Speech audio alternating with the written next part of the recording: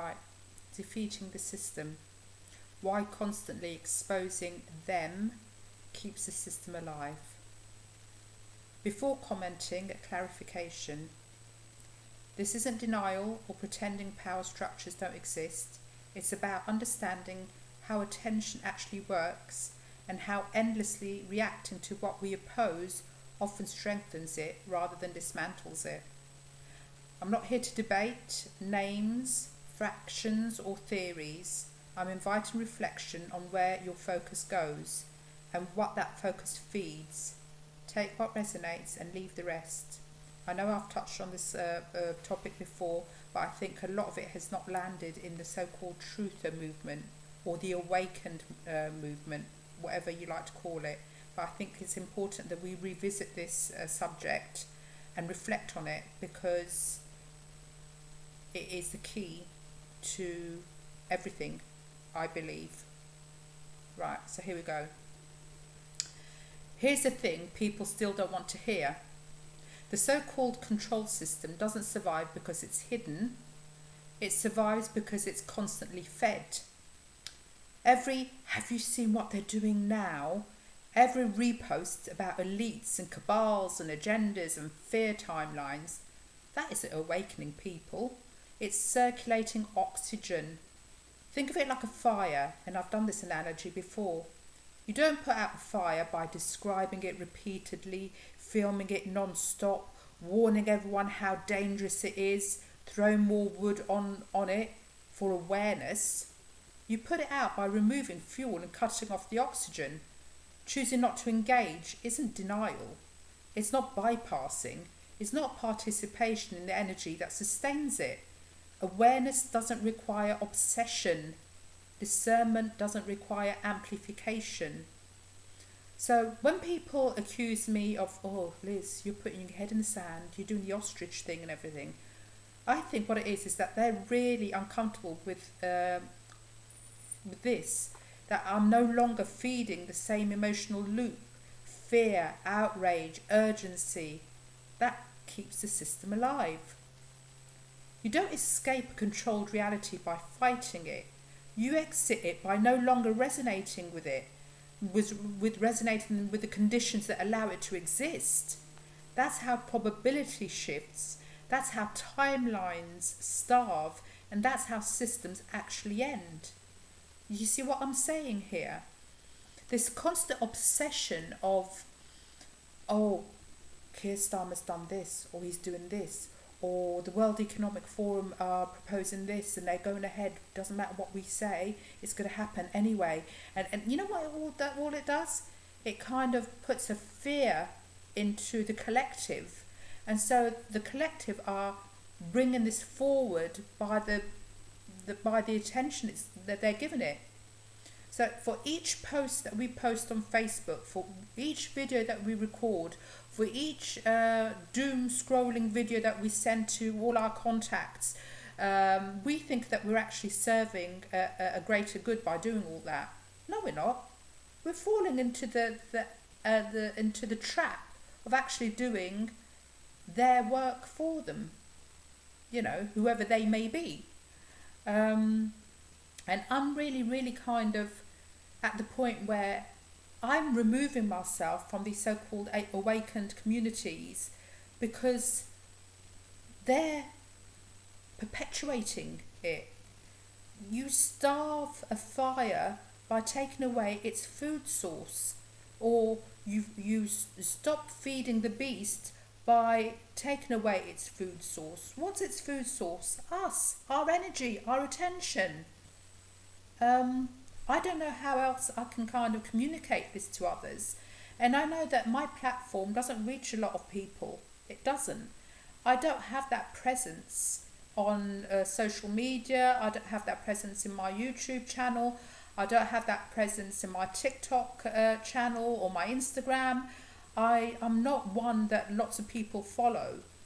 But I think this is an important message that needs to be spread far and wide. Stop it with the doom scrolling. Stop it with sharing that this is happening here and that's happening there, and the war in Gaza here, and the political struggles here, and the immigrants are coming in here, and all the rest of it. Because what you're doing, you're keeping it alive. You're keeping that fire, that intensity alive. You're giving it life. For something to have an end, for something to finish, it needs to be starved. And what we're doing, we're not starving anything. We're just on this perpetual merry-go-round of sharing doom and gloom and kind of saying it's because what awakened people do. No, it isn't. What awakened, really aligned spiritual people do is they do not feed that.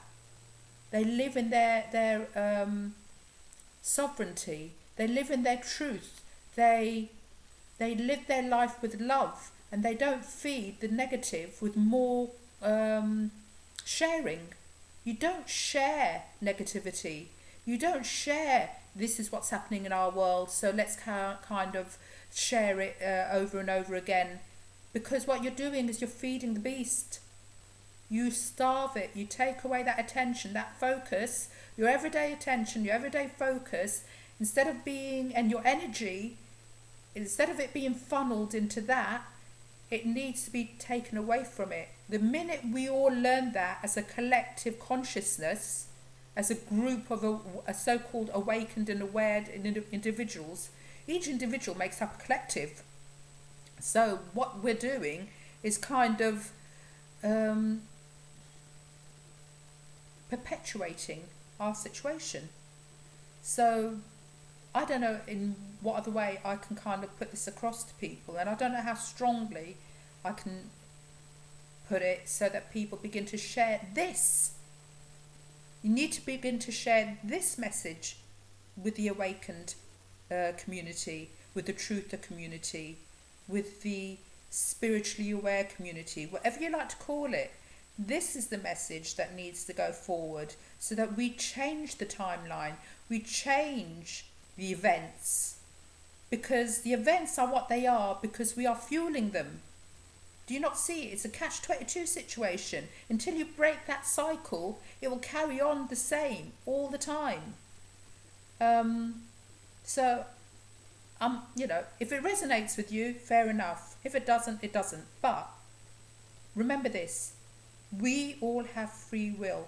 And I'm not categorically telling you I'm taking your free will away from you. I'm just letting you realise that you can use your free will in a different way so that we end up on a different timeline where the so-called inevitable isn't inevitable. It's not inevitable. We don't have to go down that train track. We don't have to go down that timeline. But as long as you hold on to it tightly and you keep on regurgitating what they want you to regurgitate and share with everyone else, that's the timeline that we're going through. And that's the timeline that you'll experience. I'm not experiencing that timeline, not because I'm burying my head in the sand or anything like that. I recognise how it works. I recognise how this focusing thing and giving you energy to something actually has a real impact on your experience and what you see in life. So let's start sharing this message with everyone.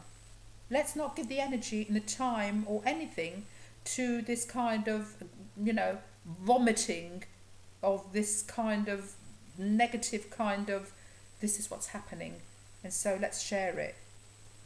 No, that's not how it works. That's not how we change things. We change things by feeding ourselves energetically and starving the beast and no longer throwing fuel on the fire. We are the accelerant that's making this happen. Do you understand that? If you go and you set fire to something, you need an accelerant, don't you? If there's a case of, what's the word I'm looking for? When you purposefully set fire to a building or something like that, you need to have something to let that fire thrive. What's happening as we're being used as the accelerant? You have to throw water on that straight away. Now, do it. Okay. Hopefully the message has got through. If it hasn't, we'll carry on the same timeline. You don't want that to happen. I don't want that to happen. None of us want that to happen.